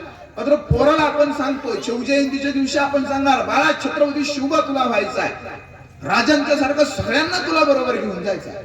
या दिवशी आपण सांगतो, मात्र दुसऱ्या दिवशी ज्यावेळेस पोराला शाळेत पाठवायची वेळ येते ना, त्यावेळेस पोराची बाटल आई भरते, बॅग मध्ये ठेवते आणि पोराला हळूच कानात सांगते की बाळा तुझं पाणी फक्त तूच प्यायचं, दुसऱ्याला पाणी अजिबात द्यायचं नाही. पोरग शाळेमध्ये जातं आणि शाळेतला गुरुजी त्याला शिकवायला लागतो, आपण सर्वधर्म समभाव माणुसकी आपण जपली पाहिजे, एकमेका सहाय्य करू, अवघे धरू सुपंत, ही आपली भारतीय संस्कृती आहे. पोरग ते डोक्यात ठेवतं आणि म्हणतो एकमेका सहाय्य करू, अवघे धरू सुपंत, आपली भारतीय संस्कृती जपली पाहिजे, शिवाजीचा आदर्श आम्ही घेतला पाहिजे. पोरग हे घोकत घोकत घोकत त्या टमटम मधनं घरी येतं आणि घरी आल्यानंतर आई त्याला परत विचारते, बाळा तुझं पाणी तूच प्याला ना, कुणाला तू पाणी दिलं नाही ना. त्या पोरानं करायचं काय? आई घरी सांगते की तुझी वॉटर बॅग आहे ना, तुझी कुणाला द्यायची नाही, तुझं पाणी तूच प्यायचं. पोरग शाळेत गेल्यावर त्याच्या बाई त्याला शिकवतात, एकमेका सहाय्य करू, अवघे धरू सुपंत. शिवाजी महाराजांचा आदर्श आपण घेतला पाहिजे. सगळ्यांचं राज्य निर्माण झालं पाहिजे, एकमेकांना मदत करा. बाई त्या ठिकाणी हे शिकवतात आणि घरी आल्यानंतर आई शिकवते की पाणी तुझं कुणाला तू द्यायचं नाही, दुसऱ्याचं पाणी तुझं कुणी प्यायचं नाही. ही आई आणि शाळेत शिकवणाऱ्या बाई जोपर्यंत या ठिकाणी एक वाक्यता आणून पोराच्या मनामध्ये एक विचार रुजवत नाहीत, तोपर्यंत ही आजची जी पुढे बसलेली तरुण पोरं आहेत ती तरुण पोरं घडणार नाही. आणि ही घडण्यासाठी महाराजांचे चरित्र हे डोळसपणे जे आदर्श आहेत ना, ते आदर्श डोळसपणे समोर आणला पाहिजे. प्रयत्नवाद हा महाराजांच्या चरित्राचा सगळ्यात महत्वाचा गुण मला आवडला. प्रयत्न करणं कधी सोडलं नाही. एकदा आपले यश दोनदा येईल, मात्र तिसऱ्या वेळेस यश निश्चित मिळेल ना. पण आपलं तसं होत नाही. पहिल्या प्रयत्नातच काय नाही आलं का पोराला म्हणतो सोड ना, दुसरं काहीतरी बघायला सुरुवात कर. आणि मग कसं शिवबा घडणार, कसा शंभू राजा घडणार, कसा राजाराम घडणार, जिजाऊंच्या स्वप्नातला शिवबा कसा साकार होणार. 350 वर्षाची परिस्थिती वेगळी होती, आजची परिस्थिती वेगळी आहे. दुसऱ्या अनुषंगाने आपण महाराजांचा आदर्श घ्यायचा म्हणजे करायचं काय. आज कुठे ह्या पोरांना लढाईवर सीमेसाठी लढायला जायचं नाही, कुठला गड किल्ला त्या ठिकाणी जिंकायचं नाही, कुठं तलवार काढून कुणाचा कोथळा बाहेर काढायचा नाही, किंवा कुठली घोडखिंडीची बावनखिंड आपल्याला करायची नाही, अफजल खानाचं संकट नाही, शाहिस्तेखान चालून येत नाही. आजची संकटच समोरची वेगळे आहेत. छत्रपती शिवरायांना त्या काळात परकीय सत्तेला आव्हान द्यायचं होतं, त्यांचा डोळ्यासमोरचं संकट वेगळं होतं, आजचं संकट आपलं वेगळं आहे. मात्र आम्ही फक्त काय करायला लागलोय, शाळेमध्ये काटकोन, लघुकोन आणि त्रिकोण हे 3 कोन पोरांना चांगले आम्ही शिकवतोय. मात्र जीवनाकडे पाहण्याचा छत्रपती शिवरायांचा प्रगल्भ दृष्टिकोन आहे ना, तो दृष्टिकोन नावाचा 4था कोन जोपर्यंत पोरांना समजून सांगत नाही, तोपर्यंत शिवबाचा आदर्श घेऊन पोरं घडणार नाहीत, तोपर्यंत राजमाता जिजाऊ आहे ती जी आपल्या घरामध्ये जन्माला येणार नाही. आणि हा दृष्टिकोन जर आपल्याला शिकवायचा असेल तर छत्रपती शिवरायांचा आदर्श डोळसपणे त्या पोरांच्या पुढे ज्या तो पोरांच्या पुढे आपल्याला ठेवता आला पाहिजे आणि त्या दृष्टिकोनातून आपल्याला त्या ठिकाणी समोर जाता आला पाहिजे. आणि हा दृष्टिकोन महाराजांच्या जयंतीच्या निमित्तानं आपल्या पोरांच्या समोर ठेवता आला. प्रचंड इच्छाशक्ती हे महाराजांच्या जीवनाचं एक तत्वज्ञान होतं आणि ती इच्छाशक्ती मनामध्ये होती, म्हणून सगळं काय ज्याचं सगळं काय त्या ठिकाणी मिळवता आलं. प्रचंड स्वामीनिष्ठा होती. गनिमी कावा प्रबोधनकार ठाकरेंचं एक पुस्तक आहे बघा, दगलबाज शिवाजी. नाव वाचल्यानंतर प्रत्येकाला प्रश्न पडतो, दगलबाज शिवाजी दगलबाज कसा होऊ शकतो. मात्र दगाबाज आणि दगलबाज या 2 शब्दामध्ये अंतर आहे. दगाबाज म्हणजे पाठीमागून पाठीत वार करतो तो दगाबाज असतो, मैत्री करून जो पाठीत वार करतो तो दगाबाज असतो. मात्र शत्रूला हुलकावणी ठेवून, गाफील ठेवून, युद्धतंत्राचा वापर करून लोकांच्यासाठी वार करतो तो दगलबाज असतो. आणि छत्रपती शिवराय हे दगलबाज होते. गनिमी काळाचं तंत्र छत्रपती शिवरायांनी त्या ठिकाणी वापरलं, हे सगळं आपल्याला माहित आहे. भैरजी नाईक माहित आहे. मात्र भैरजी नाईक एखादा त्याचा आदर्श पोरांमध्ये आपल्याला द्यायचा म्हटलं का तो आदर्श पोरांच्या समोर आपल्याला मांडता येत नाही, किंवा ती गल्लत आपल्याला त्या ठिकाणी करता येते. आजच्या पोरांच्या पुढचं संकट ते आहे. 11-12वीला ज्यांची मुलं आहेत, 5वी-6वीला ज्यांची मुलं आहेत, 7वी-8वीला ज्यांची मुलं आहेत, त्यांना माहित आहे आजची पोरांच्या पुढची संकट काय आहे. आजचा त्या ठिकाणी कोंडाणा जिंकायचा आहे म्हणजे काय करायचं आहे, आजचं मॅथ्स, आजचं स्ट्रॅटेजिक आहे, आजचं कॉमर्स आहे. हे पोराला जर चांगल्या पद्धतीने समजून आलं तर तो आयुष्याची लढाई, आयुष्याच्या किल्ल्याची लढाई जिंकायला तो तयार होईल. आणि ही लढाई तुला बाबा जिंकायची आहे. छत्रपती शिवरायांच्या काळातली लढाई आणि आजची लढाई याच्यामध्ये फरक आहे आणि हे समजून आपल्याला सांगता आलं पाहिजे. आणि त्या दृष्टीने पोरं जी आहेत ती पोरं आपल्या त्या ठिकाणी समोर ठेवता आले पाहिजे. अगदी एक उदाहरण मी तुम्हाला सांगेल की महाराजांचा आदर्श आपण आदर्श पिक्चर मध्ये शोधायला लागलो. आज रिलीज झालाय पावनखिंड. फर्जन, फत्ते शिकस्त हे पिक्चर जरूर पोरांना दाखवा. मात्र हे पोरांच्या समोरचे आदर्श आपण कधीच होत नाही. विज्ञान ज्या पोरांचं सायन्स त्या ठिकाणी असेल किंवा आता इथं बोललेल्या मोठ्या पोरी असतील त्यांना माहित आहे सायन्स मध्ये सांगितलं जातं की माणसाच्या शरीरामध्ये रक्त किती असतं, 2, 2.5, 3, 4, 5 लिटर मध्ये असतं. मात्र आमचा आदर्श, आमच्या पोरांचा आदर्श हा सलमान होऊन जातोय की इथं असणारे पोरं त्याला अपवाद असायला आणि हिरो येतो अगदी काय 10-15 लोक त्याला मारत असते, सपासप सपासप सपासप वार होतात, रक्ता बंबाळ झालेला आमचा हिरो असतोय. तो खाली पडतो, वरून गुच्छा मारतात, त्याच्यावर तलवारीनं वार होतात, पण समोर एखादी हिरोईन दिसली का इतकं 20-25 लिटर रक्त वाहिलेला असलेला आमचा हिरो त्या ठिकाणी उठतो आणि त्या ठिकाणी जी जान से तू हा कर या ना कर, तू है मेरी किरण, किरण के लिए जीऊंगा, किरण के लिए मरूंगा, तू हा कर या ना कर, तू है मेरी किरण असं म्हणत आमचं पोरगं त्या ठिकाणी असं वाजवताना त्या ठिकाणी थम्सअपची बाटली खोलायला. आणि मग ही थम्सअपची बाटली त्या ठिकाणी पुढच्या बाटलीकडे कधी जाते आणि याच्याकडे आपल्याला लक्ष देता आलं पाहिजे. आपलं पोरगं नेमकं काय बघतंय, कसं बघतंय, कोणाच्या संगतीत वावरतंय हे आई वडिलांनी लक्ष दिलं पाहिजे. आणि तो आदर्श जर नाही शोधता आला तर मग कितीही जयंत्या केल्या, कितीही पुण्यतिथी घेतल्या, कितीही पारायण केली तर त्याचा उपयोग जो आहे तो आजच्या काळामध्ये जो आहे त्या आजच्या काळामध्ये होणं त्या ठिकाणी शक्य होणार नाही. आणि त्या डोळसपणानं त्या अंतकरणापासून जे आहे त्या अंतकरणापासून त्या ठिकाणी आपल्याला त्या ठिकाणी करता आला पाहिजे. त्यासाठी जाता जाता फक्त एक उदाहरण सांगेल की जोपर्यंत आपल्याला अंतकरण कळत नाही, मग ते कुठलंही असू द्या, पोराला जोपर्यंत आपल्या आईचं अंतकरण कळत नाही तोपर्यंत आई आपल्याला का रागवते ते कळत नाही. पोराला जोपर्यंत आपल्या बापाचं अंतकरण कळत नाही तोपर्यंत बाप आपल्याला का रागवतोय हे त्या पोराला कधी कळत नाही. महाराजांना कळलं होतं राजमाता जिजाऊंचं अंतकरण. महाराजांना माहित होतं आपल्या आईचं सुख कशात आहे. राजमातांच्यासाठी कितीही महाल बांधले तर आई आपली सुखी होणार नाही. स्वराज्यातील माता भगिनी, माय भगिनी ज्यावेळेस सुखानं त्या ठिकाणी संसार करायला लागतील, सुखानं त्या ठिकाणी नांदायला लागतील आणि घोड्यांच्या तापाचा आवाज ऐकल्यानंतर त्या ठिकाणी मोघल त्या ठिकाणी इज्जत अब्रू लुटायला आले म्हणून घरदार बंद करणाऱ्या माय माऊली घोड्यांच्या तापाचा आवाज ऐकल्यानंतर माझा राजा आलाय म्हणून ज्यावेळेस रस्त्यावरती येतील त्यावेळेस आपल्या आई साहेब, त्यावेळेस आपली जिजामाता, त्यावेळेस तिच्या अंतकरणाला सुख मिळेल हे महाराजांना माहित होतं आणि म्हणून स्वराज्य त्या ठिकाणी उभा राहिलं. मात्र अंतकरण जोपर्यंत कळत नाही, इथं माझ्या मायमौली बसलेल्या आहेत त्यांच्यासाठी एक उदाहरण सांगेन मी. कोण शिक्षक असेल इथं बसलेलं किंवा ऐकत असेल किंवा कोणाचे घरचे त्या ठिकाणी शिक्षक असतील तर त्यांच्यासाठी थोडीशी मी त्यांनी कुठंतरी ते घेऊ नये असं हे करेन की एक मराठी विषयाचे प्राध्यापक असतात. माझा विषय हिंदी आहे त्यामुळे मराठीचा विषय म्हणायला मला काय अडचण नाही. एक मराठी विषयाचे प्राध्यापक असतात आणि त्यांची बदली होते. आता तुमच्या गावामध्ये रयत कॉलेज आहे त्यामुळे 3 वर्षाला 4 वर्षाला शिक्षकांच्या बदल्या त्या ठिकाणी ठरलेला पॅटर्न आहे.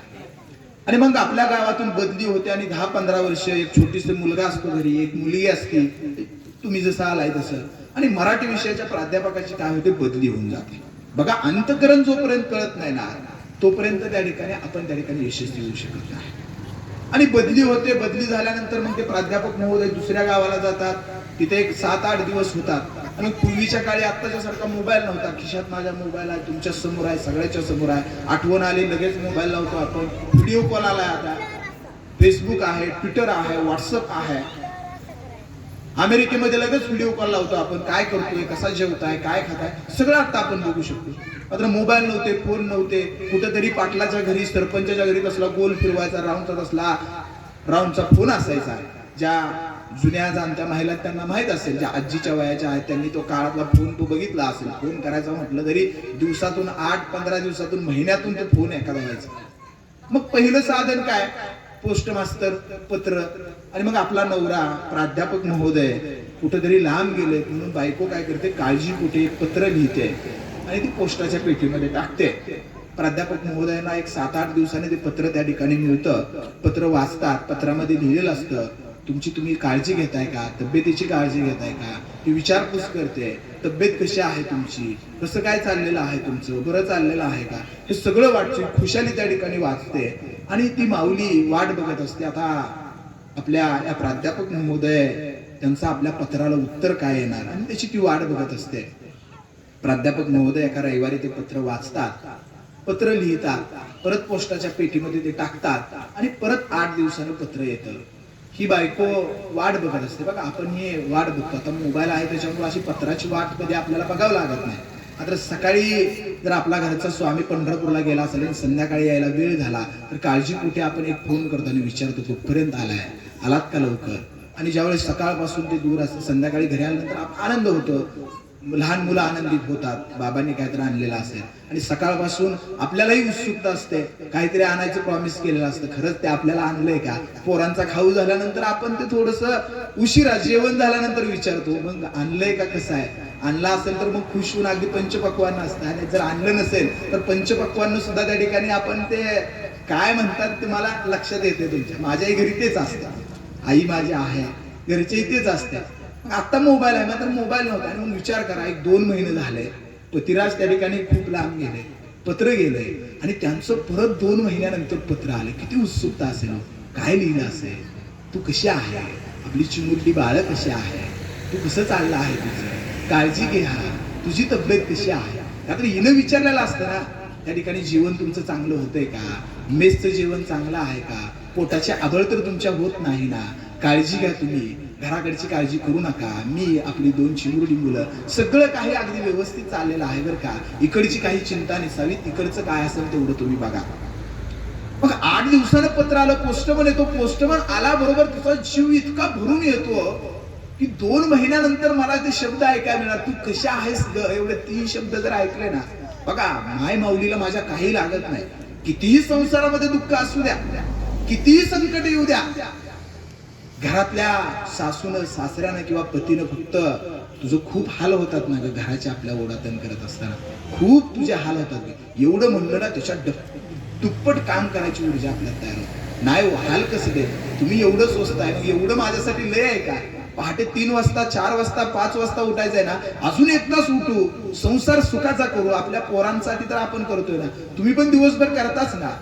एवढं म्हणलं तर मन आपलं अगदी भरून येतं. आणि मग पोस्टमन लांब दिसतात सायकलवर, तिचा ऊर अगदी आनंदाने भरून येतो. 2 महिन्यानंतर पत्र, त्या पत्रामध्ये लिहिलं असेल, सखी कारभारीन तू कशा आहेस. ते पत्र येतो, पोस्टमन पत्र देतो, पोस्टमन म्हणतो हा तिकडूनच आलंय बरं का. ते अगदी खुश होऊन जाते, पोस्टमन दादा चहा नाही पोहे खाऊन जावा, तुम्ही काय निरोप आणलाय ना तो तुम्हाला नाही करायचा. ते कसं तरी गडबडीनं पोस्टमनला पोहे देतो, पोस्टमन त्या ठिकाणी जातो, घरातल्या आतल्या खोलीमध्ये येते, पत्र त्या ठिकाणी ते पोस्टाचा लिपाबा जातो, पत्र लिपाबा त्या ठिकाणी फाडते आणि पत्र वाचायला सुरुवात करते. मनामध्ये आनंद असतो, लिहिलं असेल तुझं कसं चाललं आहे, काळजी घे तब्येतीची, पोरांकडे लक्ष द्या. मात्र ती पत्र वाचते आणि पत्र वाचत असतानाच त्या ठिकाणी डोळ्यामधून एक आसव जे आहे ते आसव त्या ठिकाणी ओघळायला येतात आणि तू मराठीचे प्राध्यापक त्या ठिकाणी येतात. तुझं पत्र मिळालं, पत्र वाचलं, पत्रामध्ये व्याकरणाच्या 34 चुका आणि वेलांट्या आणि कानामात्राच्या 32 चुका झालेल्या आहेत, तर दुरुस्त कर आणि परत मला पत्र पाठव.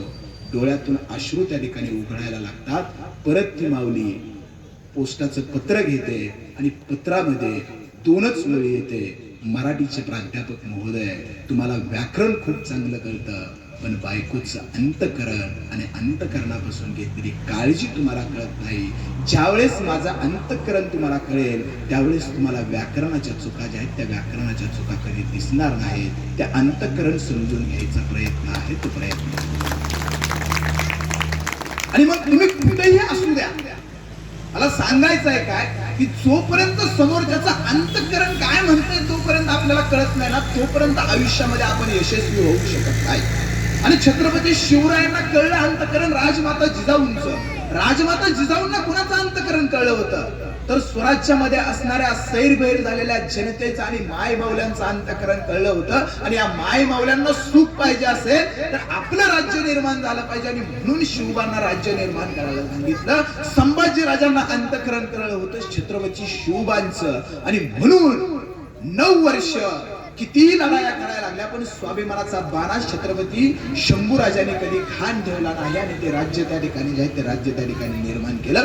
जोपर्यंत पोराला आईच आणि बायकोला, आपल्या नवऱ्याचं, पोरांना आई बापाचा अंतःकरण जोपर्यंत कळत नाही तोपर्यंत कुठलंही एक जग, कुठलाही यशस्वी मार्ग जो आहे तो यशस्वी मार्ग आपल्याला त्या ठिकाणी सापडत नाही. आणि हे अंतःकरण जे आहे ते हे अंतःकरण आपल्याला त्या ठिकाणी समजता आलं पाहिजे. हे आणि अंतःकरण जे आहे ते अंतःकरण घेऊन आपल्याला पुढे जाता आलं पाहिजे.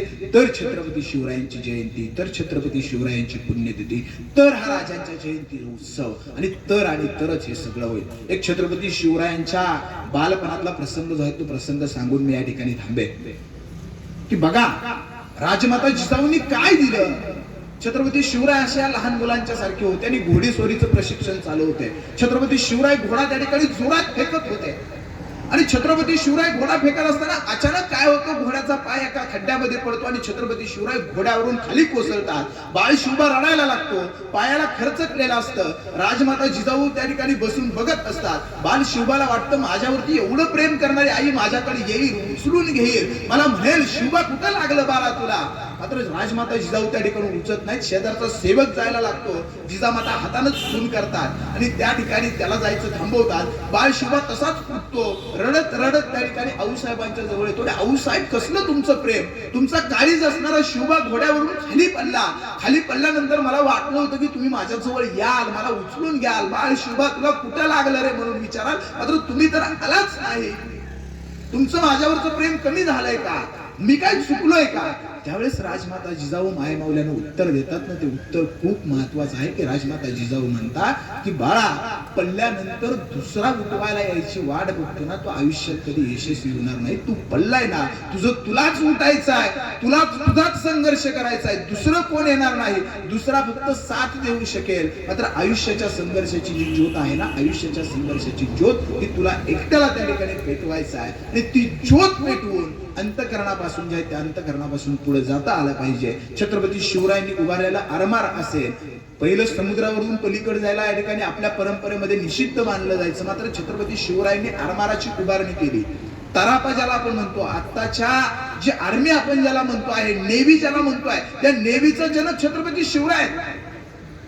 की एखादं युद्धामधलं जहाज जर खराब झालं तर रिपेअर करण्यासाठी त्या ठिकाणी व्यवस्था किनाऱ्यावरती करायची, हे नेव्हीचं जे तंत्रज्ञान आहे छत्रपती शिवरायांनी 400 वर्षापूर्वी या ठिकाणी किनारपट्टीवरती सिंधुदुर्गाच्या तरापा त्या ठिकाणी बनवून ठेवला होता. जहाज एखादं बिघडलं तर ते नीट करायचं आणि परत युद्धासाठी त्या ठिकाणी पाठवायचं. ही युद्धनीती छत्रपती शिवरायांची होती. गतिशीलता सगळ्यात महत्वाचं छत्रपती शिवरायांच्या लढाईचं यश आणि प्रशासन व्यवस्थेचं यश काय असेल तर गतिशीलता.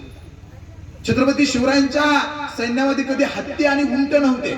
छत्रपती शिवरायांच्या सैनिकाचं एकच वाहन होतं, तो म्हणजे घोडा. त्या काळातला सर्वात वेगाने धावणारा प्राणी आणि म्हणून हालचाली गतिशील होत्या. आणि मग छत्रपती शिवरायांचा मोबाईल कारभार होता. एक उदाहरण मी नेहमी सांगतो, विज्ञानाचा अभ्यास केला असेल तो छत्रपती शिवरायांनी केला. तुम्ही म्हणा छत्रपती शिवराय आणि मोबाईल विज्ञानाचा काय संबंध, तो एक फक्त माहिती मी सांगेन, कदाचित तुम्हाला माहित असेल नसेल मला माहित नाही. छत्रपती शिवरायांचा कारभार हा मोबाईलचा होता. मी मागाशी उदाहरण सांगितलं पत्राचं. मात्र तुम्ही विचार करा, त्या काळामध्ये स्वराज्याचा एवढा मोठा विस्तार आणि स्वराज्यावरती संकट आलंय आणि महाराष्ट्रातील सगळ्या सैनिकांना सांगायचं युद्धासाठी तयार राहा, स्वराज्यावरती संकट आलंय. कसं सांगायचं? सगळ्यात जोरात वाहणारं त्यावेळेचं वाहन कुठलं होतं? घोडा. जर पुण्यावरून त्या ठिकाणी रायगडावरून घोडा पन्हाळ्याला पाठवायचं म्हणलं तर 2 दिवसाची रपेट मारून जेव्हा जाईल त्यावेळेस पन्हाळ्यावरती तो निरोप आहे तो निरोप पोहोचायचा. मात्र महाराष्ट्रामध्ये 10 मिनिटात निरोप पोहोचवला जायचा. स्वराज्यावर संकट आहे, चालत राहा. कसं केलं होतं हे सगळं? महाराजांनी विज्ञानाचा अभ्यास केलेला होता. त्याचं एक उदाहरण तुम्हाला मी सांगतो. स्वराज्यावरती संकट आलं कसं सांगायचं, तर त्या काळामध्ये महाराज काय करायचे की रायगडावरती जायचे. कसं सांगायचं? आता आपण लगेच मोबाईल करतो, हॅलो घरावरती संकट आलंय, लाईट बिल मागायला वायरमन आलाय, नाही दिलं तर कट करतो म्हणतोय, लगेच घरी या तुम्ही. धावत पळत आपण कुठून असेल ते येतो. दुसरी काय अडचण असेल, काय आणायचं असेल, घरामधलं काय संपलं असेल, पंढरपूरला कोण गेला असेल, लगेच घरून आपण फोन करतो, येताना काहीतरी घेऊन या. त्या काळात मोबाईल नव्हता, कुठलाही त्या ठिकाणी पत्रव्यवहार नव्हता, आणि मग कसा संदेश पोहोचवायचा 10 मिनिटांमध्ये? त्यासाठी महाराजांनी विज्ञानाचा अभ्यास केलेला होता. आणि जर स्वराज्यावरती एखादं संकट आलं तर रायगडावरती त्या ठिकाणी काळा धूर होणारी लाकडं पेटली जायची. दुसऱ्या मिनिटाला रायरीच्या किल्ल्यावरती दिसायचं रायगडावरती काळा धूर आहे, रायरीला त्या ठिकाणी लाकडं पेटवली जायची. रायरीवरनं त्या ठिकाणी शिवनेरी दिसायचा, शिवनेरीवरनं त्या ठिकाणी कोंढाणा दिसायचा, कोंढाण्यावरनं त्याच्या पुढचा किल्ला दिसायचा, पन्हाळा दिसायचा. आणि सगळ्या किल्ल्यावरती 10 ते 15 मिनिटांमध्ये काळा धूर व्हायचा. आणि मग सगळ्यांना त्या ठिकाणी सेनापतीला आणि किल्लेदाराला सांगितलं होतं की काळा धूर म्हणजे कुठल्या तरी शत्रूचं संकट आपल्या स्वराज्यावरती आलेलं आहे. सगळ्या सैनिकांनी, सगळ्या सेनापतींनी, सगळ्या किल्लेदारांनी त्या ठिकाणी शिबंदी त्या ठिकाणी तयार ठेवा आणि किल्ले त्या ठिकाणी मजबूत करा. आणि अशा पद्धतीनं 10 मिनिटांमध्ये संदेश हा संपूर्ण त्या ठिकाणी महाराष्ट्रामध्ये पोहोचवला जायचा. आणि प्रत्येक किल्ल्यावरचा किल्लेदार त्या ठिकाणी तयार व्हायचा. किल्लेदारच नाही तर स्वराज्यातला प्रत्येक गावातला नागरिक तयार व्हायचा.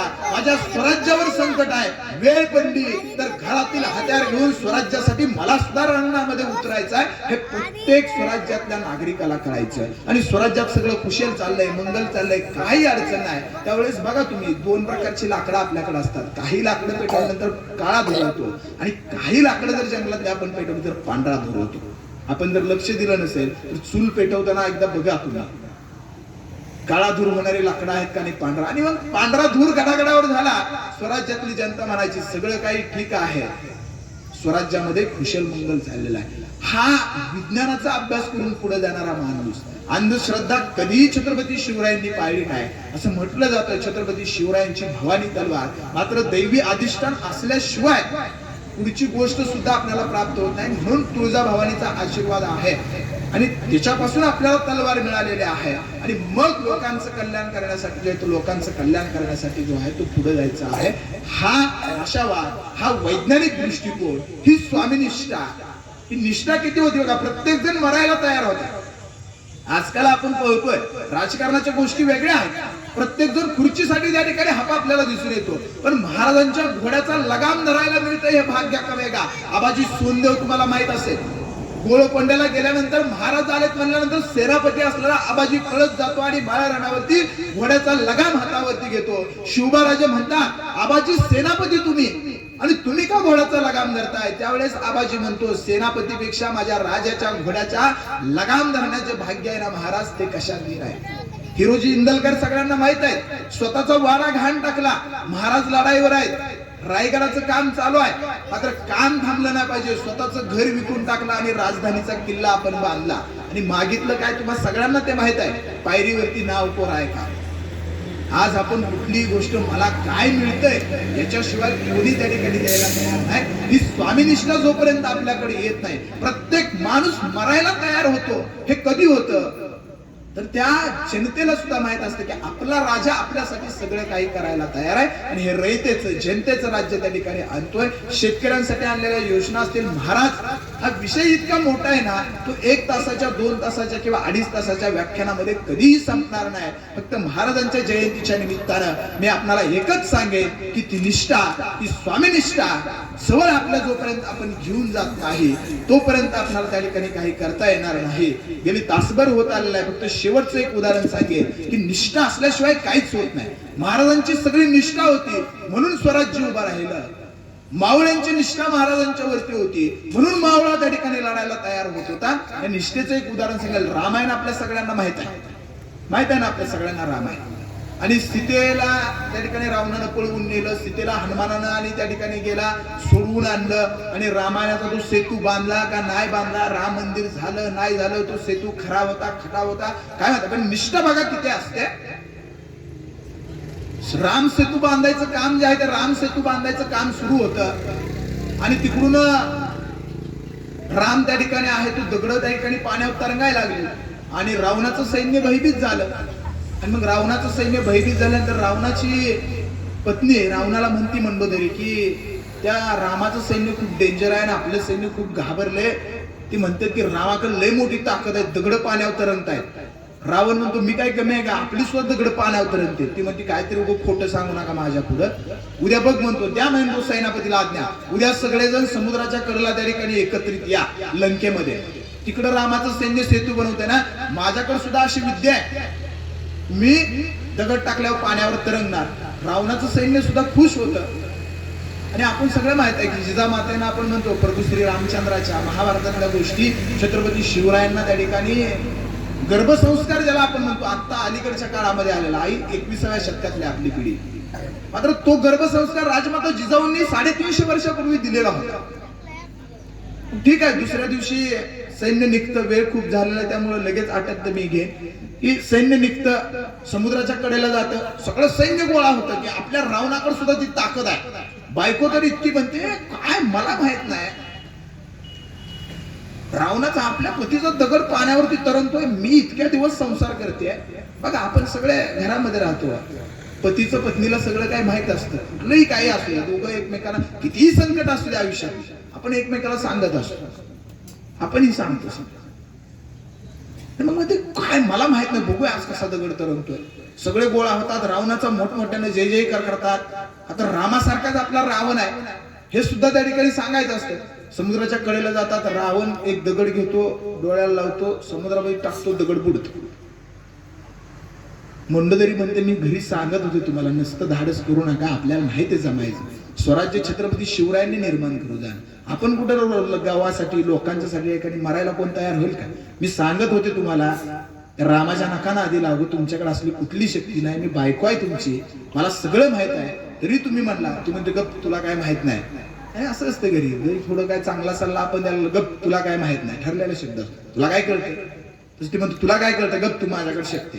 पण ठीक आहे म्हणते, करा प्रयोग. दुसरा दगड घेतो, डोळ्याला लावतो, काहीतरी म्हणतो, पाण्यात टाकतो, तो पण बुडतो. आता मात्र ती म्हणते उग फजिती करून घेऊ नका, हे सगळं होणार नाही. तुम्ही तो गप तिसऱ्यांदा बघ, पहिलं 2 देवाला असते, तिसरं बघ खरं होतंय असं नाही, पहिलं 2 देवाला डाव, तिसरा डाव घेतो, असा जवळ घेतो, काहीतरी पुटपुटतो, मंत्र म्हणतो, दगड पाण्यात टाकतो, दगड तरंगायला लागतो. सैन्य खुश. मात्र मंडोदरीच्या मनामध्ये शंका येते की काहीतरी भानगड आहे. ती म्हणजे अजून एक करा बरं. ठीक आहे, तुला वाटतंय का एकच तर घेत, चौथा दगड घेतो, काहीतरी असा म्हणतो, पाण्यात टाकतो, चौथा दगड तरंगायला लागतो.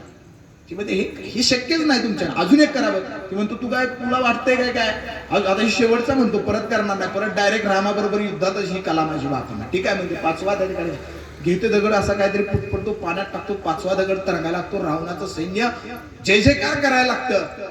सैन्य घरी जातं, ही बी घरी येते, संध्याकाळ व्हायची मंडोदरी वाट बघते, रावण येतो, सैन्याची व्यवस्था पाहतो, जेवण हे सगळं होतं. आणि मग बघा आपल्यालाही माहित आहे, जे काय खरंच काय विचारायचं असलं ना तर आपण त्यावेळेस अगदी आणि म्हणतो आपण, ती बालहट्ट आपण म्हणतो तसं ती म्हणते तुम्ही तू दगड तरंगायला लावला, मग म्हणतो मी काय कमी आहे काय, आपल्याकडे सुद्धा रामासारखी ताकद आहे. ते म्हणजे हे खरं शक्य नाही तुमचं, हे काहीतरी खोटं सांगताय. तरंगला का नाही बघितलं म्हणते, नेमकं तुम्ही तिसरा दगड, पहिला 2 दगड नुसतं असं घेतलं आणि पाण्यात टाकले, तिसरा दगड तुम्ही घेतला तेवढंच काहीतरी मंत्र म्हणला तुम्ही आणि मग तरंगायला लागला. मी बघितलंय म्हणते. आणि आपल्या बायकोचं नवऱ्यावर बारीक लक्ष असतं, नेमकं काय करताय, कसं करताय. ते दगड तरंगा, तुम्ही काय म्हणला त्या दगडाला, ते मंत्र कुठला म्हणला मला सांगायला. ते म्हणतो त्याचं काय आहे, मी दगड घेतला, समोर घेतला, पाण्यात टाकला, अवशी सगळं सकाळी बघितलंय, हो काय म्हणला ते सांगा. मला माहित आहे तुमच्याकडे अशी कुठलीच विद्या तुमच्याकडे आजपर्यंत नव्हती, मग कसा दगड पाण्यात तरंग. ते म्हणतो बरोबर आहे, सकाळी आपण समुद्राच्या वरती गेलो, सैन्य सगळं जमलं, रावणाचा जय जयकार केला म्हणते. पहिला दगड घेतला, बुडला, दुसरा घेतला, बुडला, तिसरा घेतला, समोर घेतला, पाण्यात टाकला, तरंगला. ती म्हणते हे सगळं माहित आहे मला, पण ते काय म्हणलं ते मला ऐकायचं. ती म्हणतो तू सगळं माहित आहे, सांगितलं की तुला सगळं. बरं ठीक आहे म्हणतो, जेवण करू दे, मग आपण बघू. जेवण करतो, परत ते त्या ठिकाणी मला विश्रांती नाही म्हणते, विश्रांतीच्या मला सांगितलं पाहिजे काय, जोपर्यंत ऐकत नाही तोपर्यंत मी तुम्हाला सोडणार नाही. स्त्री हट्ट. ती परत घेतोय, म्हणतो सकाळी आपण गेलो, हे सगळं आता परत पुराण ऐकू नका म्हणते. सकाळी आपण गेलो, जय जयकार केला, पहिला घेतला, हे सगळं तिसऱ्याला काय म्हणलं ते तुम्ही सांगा. ती म्हणतो बरोबर आहे, पॉइंट ऑफ व्ह्यू, पॉइंटाचा मुद्दा, पॉइंट वर आलं पाहिजे. तो तिसरा दगड घेतला, एक मंत्र म्हणला, पाण्यात टाकला, तरंग. हे सगळं सांगून झालंय म्हणते. मंत्र काय म्हणला ते तुम्ही सांगा. तू म्हणतो काय नाही, तू दगड घेतला, तोंडासमोर धरला आणि त्या दगडाला एवढंच म्हटलं, बाबा ह्या सैन्यापुढं आणि बायको पुढं या ठिकाणी मला ह्यांना धैर्य द्यायचं आहे. रामाबरोबर जेव्हा पराभव व्हायचा आहे त्यावेळेस होऊ दे, पण आत्ता पाण्यावर दगडा पाण्यावर तरंग, नाही तो तुला रामाची शपथ दगड तरंगला.